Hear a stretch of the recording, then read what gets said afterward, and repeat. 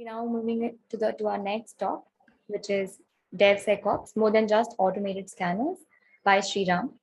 Sriram is an infrastructure consultant at Thoughtworks, and he has been working with Thoughtworks for the last 16 years. He has about 26 years of experience in IT and non-IT fields, and he advises customers on continuous delivery, architecture, and security. He enjoys operating systems, build and test tooling, and learning new technologies. Over to Sriram for the talk.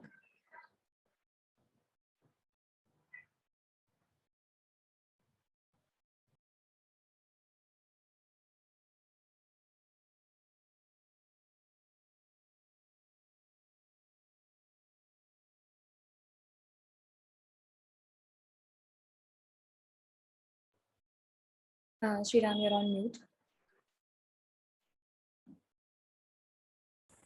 Wow, so we did have the internet meme there. Yeah. Thank you, Louis. That was a very nice talk, and some of what I wanted to say is explained much better by Louis to tell you. So, hi folks, I'm Ram, and I've worked with Thoughtworks for about 16 odd years, and this is my 7th year here in Singapore, where I do a lot of work in the public sector. In any case, I've worked a lot with enterprises. I've been an IT manager at Thoughtworks for about 5-6 years. Looking at security and infrastructure and our global VPNs and whatnot. I've also worked as a developer and, done various things in that space at Thoughtworks and before. My interests now lie in explaining continuous delivery and security to a lot of customers. So there's a lot of explaining and, hand-holding to do. And along the way, I've learned a lot of interesting lessons. So I just thought I'll share that. One of those interesting lessons is buzzwords and new labels keep coming up all the time. One such as DevSecOps, right? So there are many of us who've been doing a lot of this for years before these labels came up, but you need to give something a name. Now, what we find is what's going on by way of DevSecOps nowadays. And, people think that, all right, I'm conforming to the industry coolness, so I'm just right. Yeah. So here's what we are going to cover. Yes. So we'll have a look at what teams mostly do correctly, right? We'll have a look at all the scanning that people have a lot of faith on, right? When you fit Fortify or Sonar Cube or whatnot, right? When you turn, when you put all of these into the CI and just get going. So yes, we'll cover some of that. We'll then go on to what does it mean to actually talk in the enterprise, in the public sector, and even with companies who will buy your SaaS services, right? So we'll have a look at all of those things. We'll look at some of the surprises that you encounter when your software is started up by someone else and they run it, or even by your own ops teams. And we look at what security operations people actually do, right? You're not people who just write some Terraform and write some AWS knuckles and that's the end of the story, right? There's more. And we look at what's different between security and what's different with vis-a-vis operations, right? And then are we ready for that world? Yeah, this is what we're going to cover. Thank you. So here's what people mostly do correctly, right? So there was a time when people would just install apps or they would go and overwrite various part of system libraries, or they would even demand that system libraries, like say system supplied Python or Ruby, be upgraded to support Dara. So it has been a bit of adventure explaining to people that system supplied libraries should be separate from your libraries to the extent feasible, right? That used to be an adventure. Thankfully, now with a lot of containers coming up and container technology being popular, that's reducing. Many also understand, hey, if I want to run my container in Kubernetes, then I better learn to take advantage of the cloud providers, logging and such platforms. So that's a good thing too. And then of course, people just stick in a lot of code scanners and you have some amount of support over there, right? And yeah, and then there are many IT teams who stand up and say that, yes, we need to have, all the infrastructure hardened per CIS benchmarks. So you learn all these things, right? You attend security talks, you learn via certifications. Someone had asked a question on that. You learn via certifications, what are the right checkboxes to tick. And then I find that in many projects, people at least learn that, okay, pen testing is important. They go fit that in. With all of this, many people say, you know what, we are using the latest code, libraries or whatnot. We are using the best of Terraform or Pulumi or whatnot. And yes, we are shifting left and we are taking security seriously. So that's it. Everyone else get out of the way. But what happens is this, right? What happens is security scanners, right? Code scanners. What code scanners? Oh, my title is not correct. But my what code scanners end up doing is they will scan code for known patterns and they will highlight that much. So this is where all IBM 45, 45, HV 45, IBM App Scan, and a lot of these things they fit in there. They do go beyond what compilers check for. Compilers are different from what these tools do, right? They will look up some dependencies and report, right? So you have the famous OS dependency checker. So you have all of it. So they do have a significant role to play because you do want to know that that library you're depending on, there's a vulnerability discovered and you better go and upgrade it. Because not everyone lurks on open source project mailing lists, right? Not everyone does that.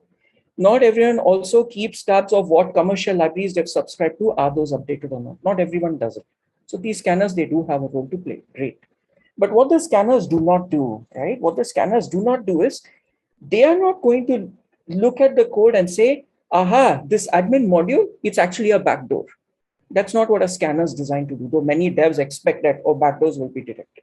No, they are not there to sit and spot business logic bypasses. That means if once you traverse to an application and you go to the fourth, screen, so to speak, you take that login once, hit there, and just land over there without the earlier checks coming in. That's a very simple example of a business logic bypass. And automated scanner is not going to check that for you. Many people are surprised about all this, right? And they will also not tell you that this database connection string is what you are using in a test environment. It has come all the way to prod. They're not going to tell you all that, right? That's not what they're designed for. But many people do not even realize that these are things they should be cautious about, isn't it? So they will also not, therefore, certify that this software you created is ready to work with someone's enterprise or government sector or even private sector companies who are taking these things seriously. An automated code scanner will not do these kinds of checks, will not certify you for all this. Just to tell you, when I explain this to many teams, they get very outraged. But this is fact. This is how it is. Those tools have a very, very small and specific purpose. Right. So let's look at what happens. What's life beyond automated scanning? Correct. These are typical conversations you get into when your salespeople, they come and say, "Hey, this cool startup software that we've created, which we want to go into the market with, uh, we want to host it as a SaaS. Someone wants us to, connect it to their systems. They want us to fill this humongous checklist. And while going through that checklist, they come up with all sorts of questions, which most of us get puzzled by. We are not aware of it. Or there'll be all other sorts of asks, right? There will be all other kind of things that I know you're giving Facebook and Google single sign-on, but we've got this other OAuth 2, system or our own authentication, authorization, access control.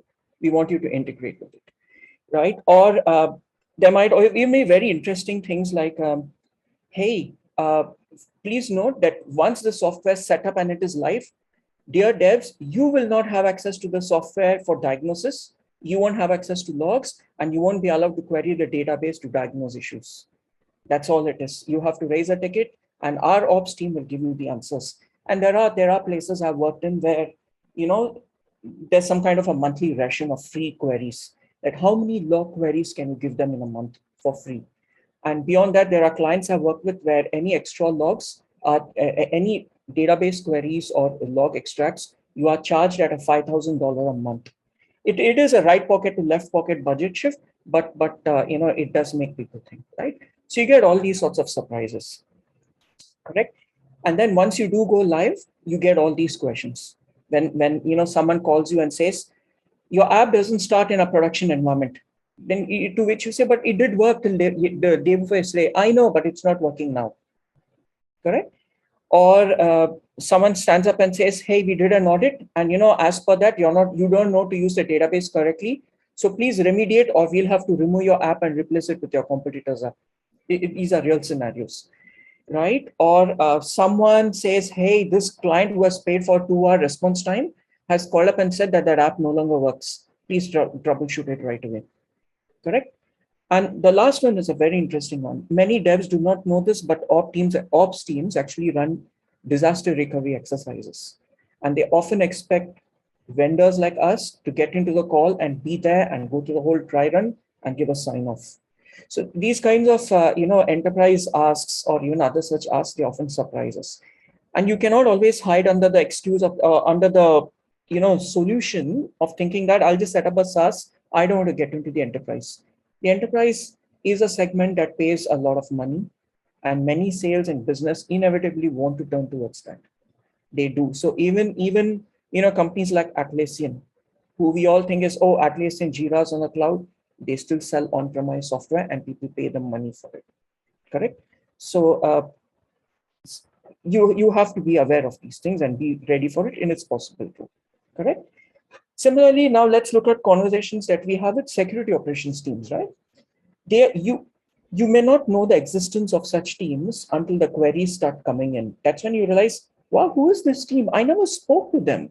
Who are these people? What are all these software? Why do they throw all these heavyweight enterprise software at us? Why are they going and shoving in all these ridiculous tools?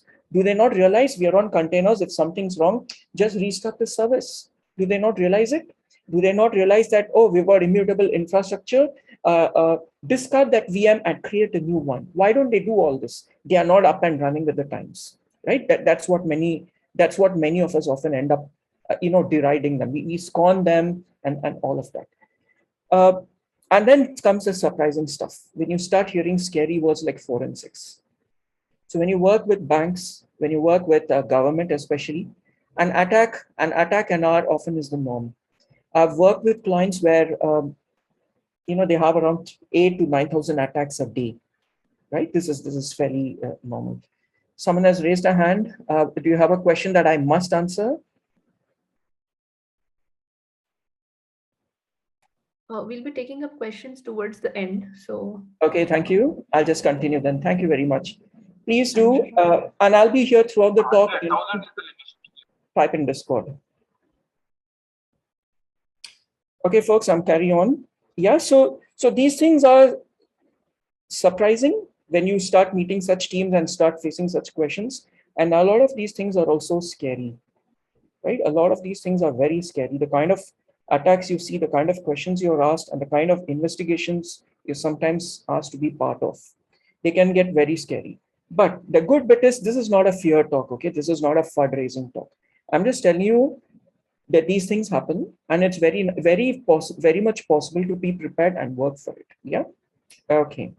So carrying on. So you see, automated scanning doesn't help you cater to all of those things. So you cannot claim that, oh, we are with the DevOps story, we are with the DevSecOps story. We've got this, the expensive scanners in our CI, and that's it. We are all ready for security. Oh, we got our app pen tested once in 6 months. We're all good and running. Sorry, none of that is going to help you deal with these kinds of very real everyday questions. So why do these questions come up? Where are they coming from? Are these enterprises all outdated?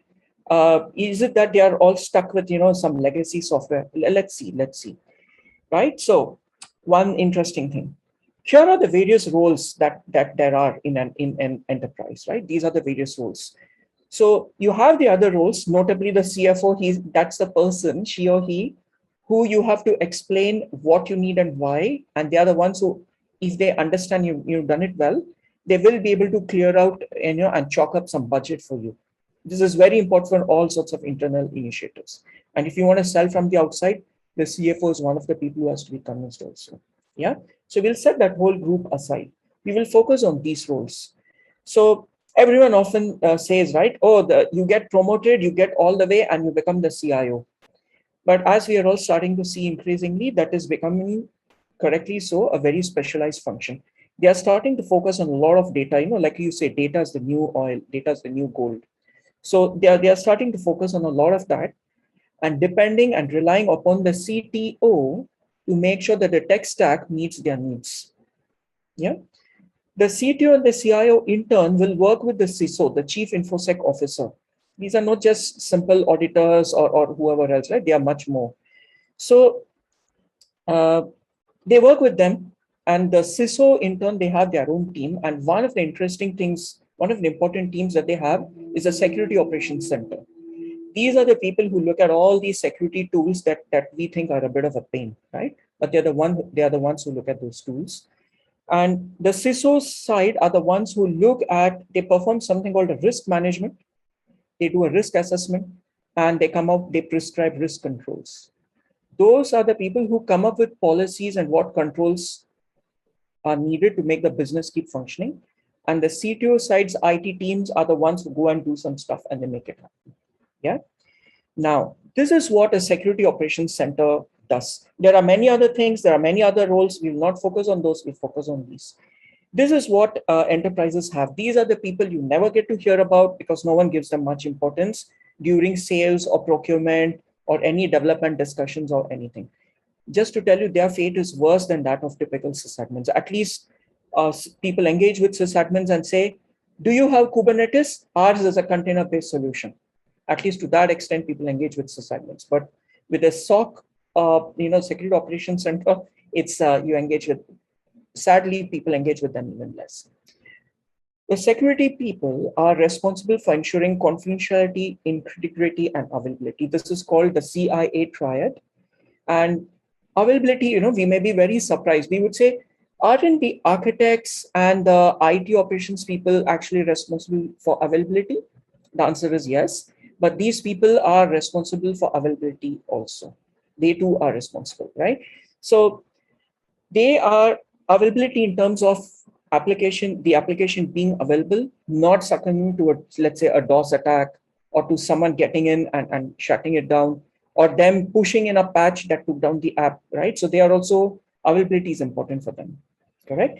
So please do see the slides, and we'll be sharing the slides. So the SOX team, what they do is they look at tools, they look at dashboards, they look at reports, they look at what the industry is doing, and they, as per the risk management framework, they prescribe the actions in the organization. They are the ones who will say, hey, we need to stop using SSL and we need to move to TLS 1.2, or we need to mandate that everything is minimum TLS 1.2 and start shifting to 1.3. They are the ones who will tell you that. They are the ones who will say, we need to make sure that we move away from all this Red Hat 6, and we tell all vendors that in another 8 months' time, we need to move to Red Hat 8. They are the ones who will push for things this way, right? They are the ones who will say that there's a lot of new improvements with AI or whatnot coming in, but let's assess those tools and understand, do they actually give us the right reports? But not business reports, but security reports. These people do things like this, right? So how do you separate SOC people from sysadmins? This is how it is. The sysadmins, system administrators, they are the ones who keep the lights running. They will do things like increase the space, add more RAM, or spin up some VMs for you, or go and set up some cloud budgets, or make sure our AWS account is right. And when everyone has finished moving to the cloud, because the cloud is just someone's hardware with an API in front of it, when your AWS or Google infrastructure starts to misbehave, these are the people who go learn all of it, help teams out, and know what ticket to raise with the cloud providers. These are the ones, yeah? So, and they do a lot of this other housekeeping work, or they ensure the housekeeping is going on, and they act on the instructions from the SOC team. So the SOC team will prescribe a course of activities and actions. The sysadmins, they act on the actions, right? So let's look at, right, what happens in a typical SOC center. This is how we look at a typical, 3-tier app. This is how we see, hey, the user, they use the mobile app or the browser-based app. It comes in via, the traffic flows in via the internet. It hits the apps, which may cost to the database. And we are paid a lot of money for this, right? You write all the code, and there's a whole cycle of how to make releases happen regularly. That we all know that's a whole world by itself. This is what a typical enterprise setup actually looks like. Okay, it looks like this. You would have a CDN, there'd be some WAF rules, there'd be a load balancer setup, in terms of ability. And those would load balance a whole number of VMs, which have to be spun up from a single image. Then, you'll have all sorts of termination and SSL and other such policies set on the load balancer paths. You have all sorts of WAF policies set up. Within the VMs, I'll give you a virtual machine scenario, and there are many, even when you just use Kubernetes, there are many enterprises who, because of their threat model, they want you to use their own worker nodes. They don't want you to just use, say, Amazon's Fargate nodes or some such, right? They want you to use their own. They then go on to install tools like, EDR, XDR tools. These are endpoint detection and remediation tools, right? Which let you get forensic information, isolate the whole VM. Then you have other tools like database activity monitors, which look at all the SQLs that are coming in, and based on policies, they will act. So they do these sorts of things for you. Now, this is very interesting and important, right? There is a very important thing called the SIEM and then the NIDS. The SIEM is where all sorts of logs come in and people do all sorts of correlations and they give you a response.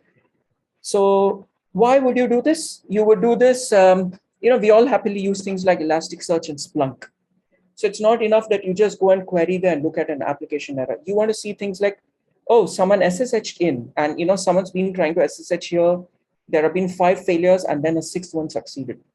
Then I saw, 6 queries to the database fail and the 7th one succeeded. Then I see a lot of, database query volume happening and going to this VM.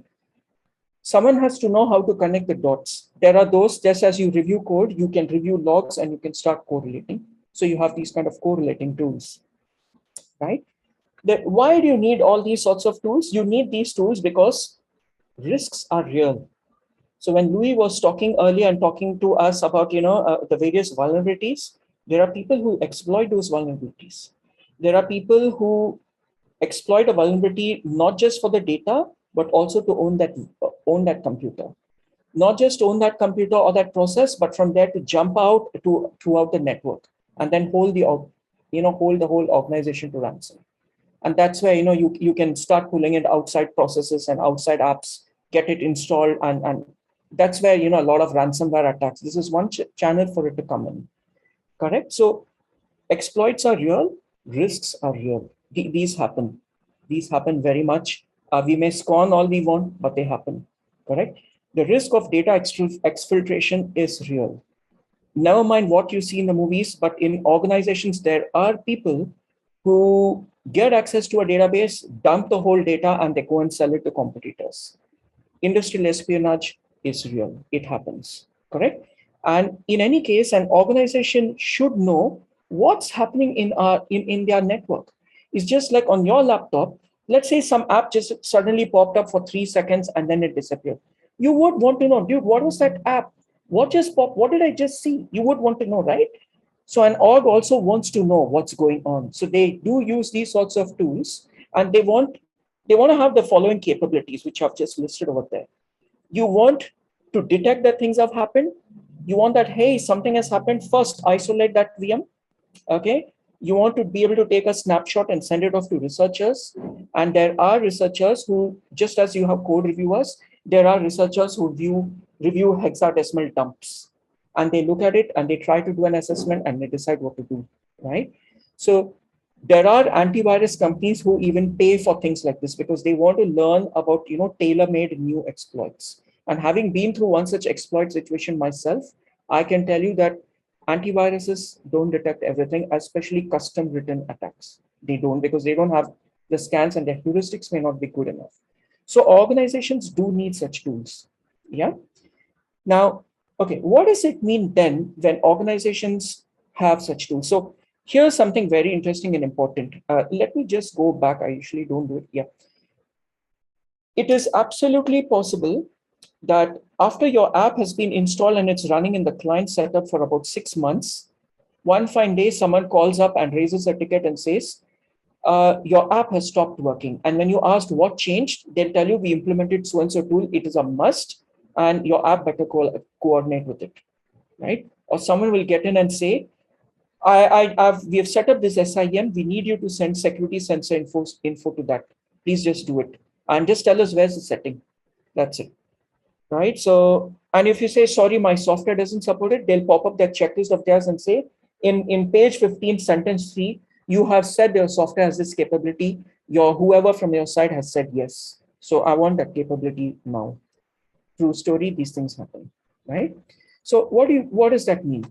So in the next few screens, I will quickly show you what kind of controls people prescribe. Control is not a control on you psychologically, but just security settings and deployment time requirements that they have. Things that you are allowed to do and not allowed to do, or things that you must do. So that's what we mean by controls. We'll talk about the control, the intent, and what you can do in it. This is very important. It's important that you understand to look for and to dig out the intent and figure out how to collaborate and coexist with that intent. Usually, once you understand the intent, right, it is feasible to coexist with it. It is possible sometimes to prescribe something better also. Yeah. So, for example, only specific ports can receive traffic, right? We will lock down port 80, we will allow only 443, or your app can receive traffic from the web server only. You're told things like this. And you say, no, I want to be able to, curl it from my office machine. Please set up your prod environment and give me a connection to the database so that, from here I can query it and do stuff. It's a no, right? They're going to tell you, no, we'll allow it only from specific places, right? Or your app needs to listen on only particular ports. So in those cases, right, this is usually the reason is they want to make sure that you access it only from certain places, and they need to know where's the connection coming from. And for administrative stuff, you can ask for certain other certain other administrative access machine, saying for diagnosis purposes, please give me a separate machine from there I want to access it. Same way for ports, right? You can't just say on my dev machine, I ran this Rails apps on port 3000. Let me run it there. No, they will not allow it. And it's a bit of a headache to sit and fight it out. You might be better off just asking them which ports do they allow and making sure that your app can be configured to listen on it, right? Some things, please, it's not worth fighting. It's just better to confirm, because there are a lot of other interesting things that it will work well with their SIEM and whatnot. Yeah, so that's important. A very surprising thing for many devs is the need for TLS decryption. So many don't really, get this. But this is also a very interesting and important thing. You want to know, has your process been compromised? Has someone done a remote library injection into your process? These things happen. Please look it up. Has someone injected or exploited the library within your process? And is that library being instructed to do things? Is that library, which was just supposed to be a benign library, is that looking up a database code and querying a database and just sending everything out? Has it given something like a remote window for people to send it instructions and it acting like a remote terminal? So in that case, organizations want to see what's happening with this for them, it's a third-party software. What's happening with that software? What is it doing? So you do use tools which decrypt the traffic and tell you what's going on. Yeah. So that happens, correct? So if your app can be configured to use TLS certificates as a configuration attribute, there are others who will take care of making sure that it's all set up with the right permissions and your app can initialize with that. If you can do that, that's great. This is important and it happens, right? And there are other situations where we say, hey, I would like my app to connect to the internet and just auto upgrade itself. Or on prod, just run our shell script. We will curl bash something from the internet and just set it up. No. There are all sorts of things there are all sorts of arguments for and against, doing a curl bash for installation, but you should be able to give someone a deployable artifact that they can run, right? And that they can set up on their own without internet access. The reason is they need to have a situation where they don't just have to go and pull out the latest and greatest of code from the internet, right? You want to have a tested, certified artifact. So that is a very important point. And the thing is, many also say that when you make outgoing internet calls, and I'll call this out, that most SOC teams are not mature in the space yet. And it's something, to be honest, I still have a struggle explaining to SOC teams. To some extent, if from the app, we can prescribe, what outgoing calls are allowed and not, that's great. But beyond that, you should be able to work with them and talk to them about what outgoing DNS calls you intend to make, get that whitelisted at a DNS level. There are many clients who say they want to whitelist it at a squid proxy or some such outgoing proxy. I found it better to argue it at a DNS level that please whitelist these DNS domains, allow my app to make those calls, and you monitor or whatever else that you want to do. Yeah. I'm just telling you how to coexist. Believe me, in one project 1.5 years ago, this was a 6-month discussion. Yeah, so some of these things are a time waste, and time is money. Correct? You have other interesting queries also, right? All traffic should traverse via load balancer. Someone else has set up that load balancer. This is important because uh, you might expect certain headers to come in via the browser or your mobile app, and you might find out that their load balancer just drops the traffic. And when did that load balancer, or when did it start dropping traffic? Last week, right? After 6 months of execution, it started dropping traffic last week, or started dropping headers last week. Why? Because someone went and applied a policy, correct? Or they change the headers. So it is in your hands it is your responsibility also to make sure that you make available a must-have list of headers, and also what headers you're able to handle. If you can publish that, there are SOC teams who will take that information, put that in the checklist whenever they have to make a policy change. So they know what to do and what to check for in staging before even approaching a team, right? So it's good. So it's like telling people, my app runs on the Mac, not on Windows, right? If you can do that, you should also be able to do this. Correct. And there are a few other interesting things like coexisting with IPS systems, intrusion prevention systems. And a true story, this happened in a client place where they were using a Trend Micro, deep packet inspection. And one day they just set up a policy. One day we just stopped getting Ajax posts which had data in them. If they were posts without data, or they were GET requests, the traffic would flow through, but posts would not. So I went down to the data center. I set up this was Solaris, so I set up Snoop, which is like TCP dump. I set up Snoop, capture the packets, and I was able to show them that the packet exits the Ethernet interface, but it does not enter the web server's input. So that means there is something in between taking it and deciding to drop. Of course, they did not admit it, but they came back to me in half an hour and said, can you try again? And of course, it worked, right? So you need to know what your requirements are, what your test cases are, and also be able to prescribe to people what kind of traffic do you expect to see. This is interesting and important. This may all, none of automated scanners are not going to do any of this. But if you want to coexist with security teams and their realities, you should be able to tell them what your prerequisites are. Your prerequisites are no longer just how much CPU, RAM, and disk you need and what your database should be. It is going to have to be a lot of these things also. The network is important.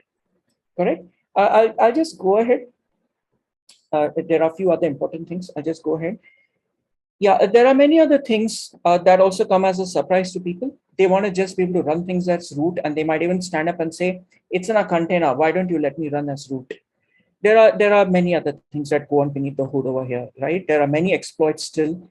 The Linux container world, there are still enough cans of worms there. Let's not get into it. But there are very good reasons why your app should not run as root even within a container. Okay, kindly read up on this, but I'll just tell you it's worth complying with. Don't break your head on it. Learn how to do it. It's very straightforward to do. Just do it. Yeah. There are also many, TLS decryption are already covered. We can move on from this. This last one is a very, very interesting thing. And, it has an impact at an application architecture level. Imagine a scenario where someone has found out that, hey, there's something funny happening in that VM, but not in other app VMs, only in this one. This is where a security operations center, right? They get an alert, and that's where they go activate the tool and say, something is funny. I am seeing a lot of traffic from here. Isolate it. Don't just reboot it. See, when you reboot something, that process and it's the infected stuff that is gone.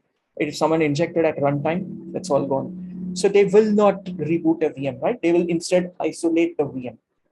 Correct? That happens. So when that happens, let's say there was a user request that came in. Your application had started, doing some stuff with the database or making other calls.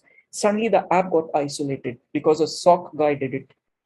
Can your app handle that isolation? Will Have you configured the load balancers to retry and send that request to the next, application in the pool? When that, let's say you've done it and your app does your second app instance receives it, does that know to start or resume a transaction? Do you have transaction built in at an app level? Once again, right? The cloud, even if you don't look at it from a security point of view, the cloud is just someone else's server and they're running standard hypervisors there, which due to hypervisor faults also or whatever crashes, they may just, the VM may stop responding or you lose the network. Does your app then know that, does your solution then know that from another app instance, it will start or resume the transaction? This is extraordinarily important, folks. And, we have seen failures in many projects where teams don't handle for this. So this happens. And SOC teams will expect to do this. And business will turn around and tell you, you are not meeting your SLA anymore. Penalties are going to start. What do you do? Right? And the database, there's something that's been enforced for many years, okay, database security. And actually a business is actually just the data. When a business transacts with a customer, they've fulfilled a commercial contract. That contract and whatever they've done is actually in the database, right? Of course, you have paper to back it up, but for all practical purposes, when you buy something from Amazon, there's not an invoice over there. It's a database record, right? So there has been a class of tools for starting to come up for some years now called database activity monitoring. Honestly, they're all still trying to figure out and clean up their act. There are a lot of things that go wrong over there. And we are seeing failures in just about every client project that we work on, where the clients midway through the project or sometimes at the start, they come and institute a database activity monitor, right? Actually, if you look at these tools, what they do is some of them exist as a plugin, like, they'll work as a plugin with MicroSQL servers. Some of them, they sit in front of the database as a sort of a filter. Let me just go back. See here at the bottom right, the database activity monitor. The traffic goes into the monitor and that sends it onwards to the database. So just going back here, what happens over here is many of these are not, when you start troubleshooting with the DAM, called as DAM, when you start troubleshooting with your devs, right, you realize that they're just using regular expressions. And it's just as good as, what that dev could have come up with or what magic they let the users do and generates and regex over there in a low code kind of an approach. But that can really mess things up really, really badly, I tell you. And many of them don't even know how to triage those issues. So what I have found out is, these sorts of things. We need to know what kind of queries our app generates, right? Even if you're using an ORM, you should know that as per your domain, what are the kind of SQLs that ORM is going to generate for you. You need to know this. You need to know the data ranges that you expect your app to call and that you expect, that as per the database schema, you're going to, insert and retrieve. You need to know this. You need to have test cases where the app generates those kinds of SQLs. And most importantly, you should be able to have that as an inventory, which you can supply to a client and say, we expect to generate these kinds of SQLs. Whatever you do in the future, please be aware. You need to give that to your L1, L2 kind of support people also. When someone says we instituted a DM and your app has stopped working, you should tell them, per our communications with you, these are the things, that you should be allowing, are you, correct? This is important. It can save a lot of headache. And I'll tell you, these things are going to only become more popular, at least in the enterprise space, because attacks are becoming very interesting nowadays, right? So it is important to be able to handle things like this. The other interesting thing is, and I've been a Rails dev a long time ago, and I know how we used to do stuff, that's how the community was in, say, 2005 and 6. You just run a rake migrate and you expect it to just go set everything up. But what is important is to understand that just because you can does not mean you should, right? Just because your app can magically do stuff and create tables does not necessarily mean that you should. If you can separate the roles and separate the actions and run them from specific privileged users, please do that, right? This is important. That's the least privileged a role-based access point there. The other one is you should also have the ability to provide different apps, accounts per app instance. I'll tell you what I mean. This is another true case. This is an insurance company we work with, where they had four instances in the pool, and they had a doubt on one of the instances. Because this other dev team had written code in a nice way, what they were able to do is they were able to tell the others, they were able to go to the other instances, give them a different access account, and bounce them and start them, and they just did the right stuff. And there's one thing they were keeping watch on it. Turned out to be some defect, but they needed that capability. This is different from situations where people say, no, you give me something somewhere, I'll bounce my app, they'll take that credential, just run with it. At runtime, you have all sorts of interesting needs. So please don't hardcode and build in the capability to, choose different credentials. Right. And almost the last point on logging. This is a very common thing where you are asked to be able to send logs to, more than one log target. It's a bit of a surprise. It might even seem expensive, but sometimes you need to, because for high availability reasons, or they're just different systems, or they are trying to cut over from one log system to the other, or for archival purposes, they want certain logs to be pristine. There are many reasons that happen. You should have the ability to be able to provide more than one log target. Kindly don't hardcode it. The other interesting thing in logging, right, is even with TLS decryption, when you do deep packet inspection, you should be able to send out, you should be able to work in such ways that upon inspection, those tools should be able to make sense of what log is coming in, and you should be able to provide what fields there are. When you use things like, let's say, IBM QRadar or other such SIEM tools, they try to standardize on a format called Leaf. So do read it up. There are many other such standards.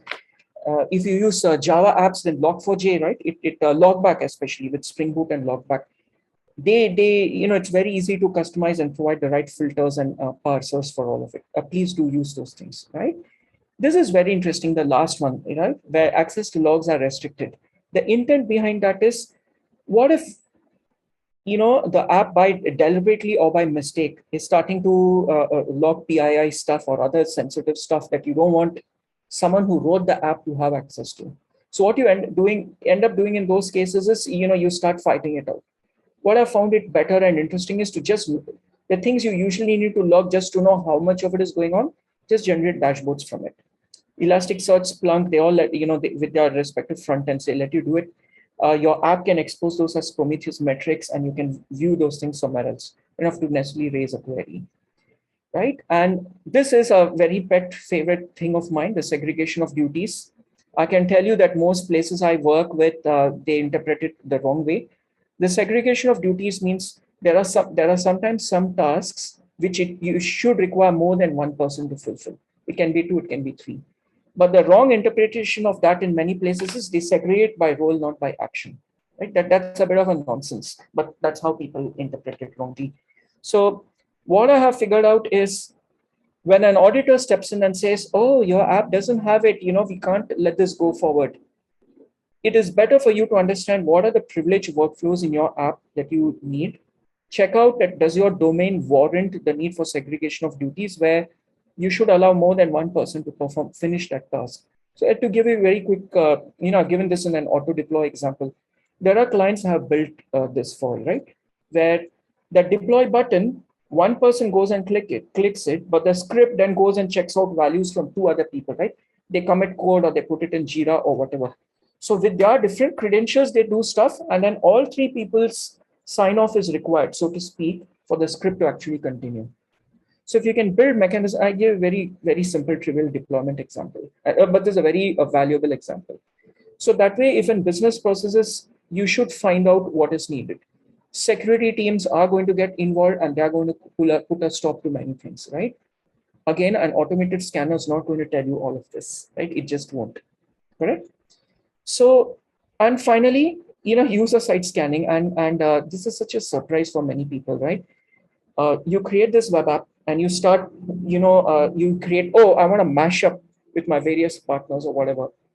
Excuse me, whose code are you running in the browser? Is it just yours? Or is it from third parties that you're sourcing in? What exactly is going on over there? Do you know if that third party has done the kind of due diligence that you have? Which CDN are you pulling those JavaScript libraries from? Do you know the security posture of those JavaScript projects? Right? So it is not enough that you just do some kind of a code scan on your laptop and run an NPM audit, right? Or whatever other such audits. That is not enough. It is important that you know what are you serving your user, because when they look at the domain name in the URL, that's your product's domain name. That it doesn't matter whether that's in an iframe or inline or whatever. Those excuses don't count. Do you know that is there some kind of malicious tracker in over there, right? You better be aware what is being injected at runtime. You need to know. And honestly, if you can't trust your third parties, then commerce aside, the fines are just too much. The industrial reputation loss is too much. So in conclusion, you see, there is a whole lot of stuff that a security operations center does.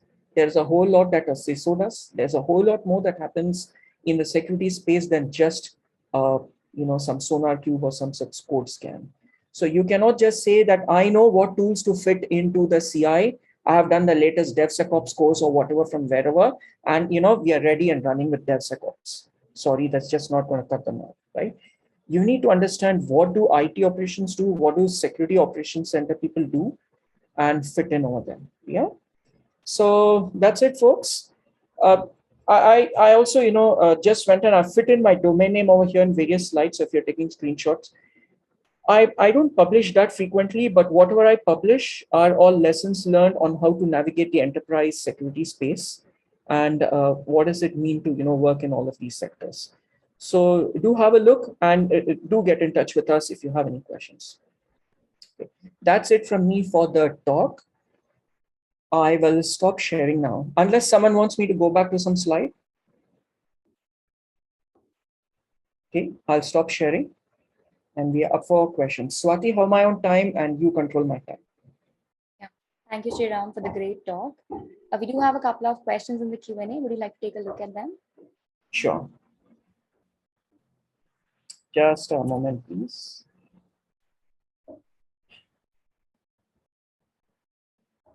All right, wow.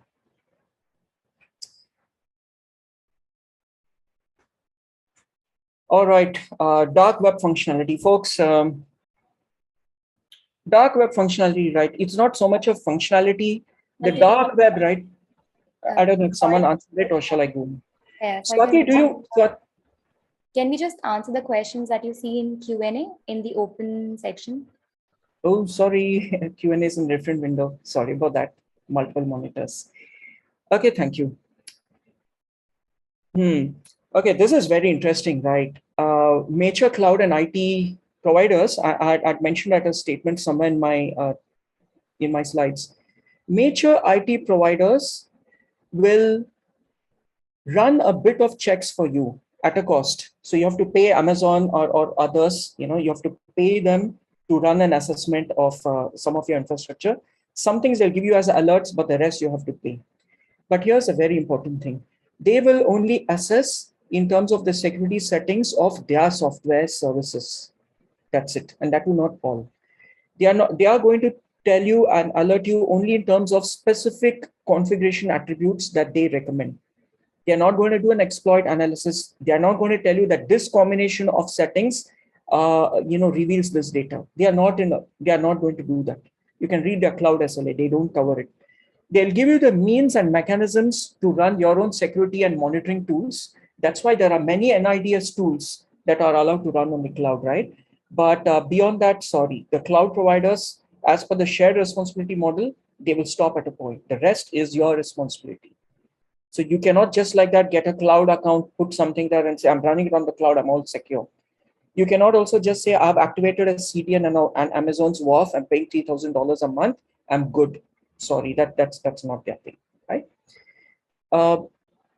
Can you confirm code as a service versus DevSecOps? Right.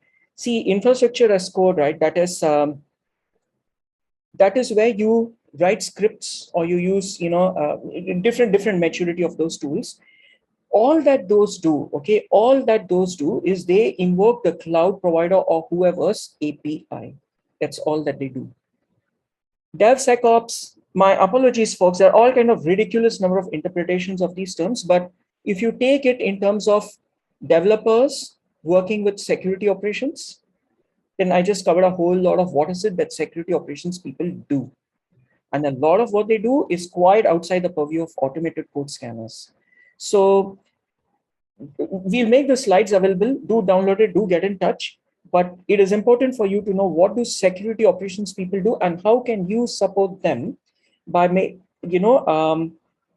sometimes conforming to their policies, knowing what to test, knowing how to verify that your app is still working and making it easy for them to verify, and understanding what world they come from, right? So that's important. Sorry, this is not an easy answer. It is not a clear answer either. Essentially, it means understand their world and see how you can help them out. That's what it is, right? And right, can you speak more about the kind of application logging? Yeah, this is wonderful. Sorry, I'd written down in my notes that I should cover this. Somewhere in the Kubernetes documentation, it is said, just log to std out. Kubernetes will handle it all. Yeah, sorry, but that is not at all enough. In fact, forget about security. That's not even, I believe, the right way to do things, because when you log to std out in your app and you're running in, I'm assuming that these microservices are going to run on Kubernetes, or you're going to use Docker and a VM. When you do things like that, what happens is the container runtime is the one who hooks onto that std out and std err, and that is the one which is going to send it through its log buffers to whatever destinations you give out. So suddenly you're at that tool's mercy. You're at the mercy of how well they have written it, what log buffer tuning is being done, are they even parsing it correctly, and what other mutations they do. I don't agree with this sort of an advice at all. And indeed, in many places, when you look at, say, Fluentd or other such logging things, and mind the way, they are not biased. Support for Fluentd is built into Docker, for example, Docker from the Docker Inc. But many of these people, you will find they say, please log to a file, or please at your app layer, just log directly to a different endpoint. So that was one of my points about being able to log to more than one endpoint, right? So I am of the opinion, and it is backed by my own practical experience as well as what we learned from trial and error, that it is better that you have control over the logging, and you should be able to segregate different kinds of logging to different targets.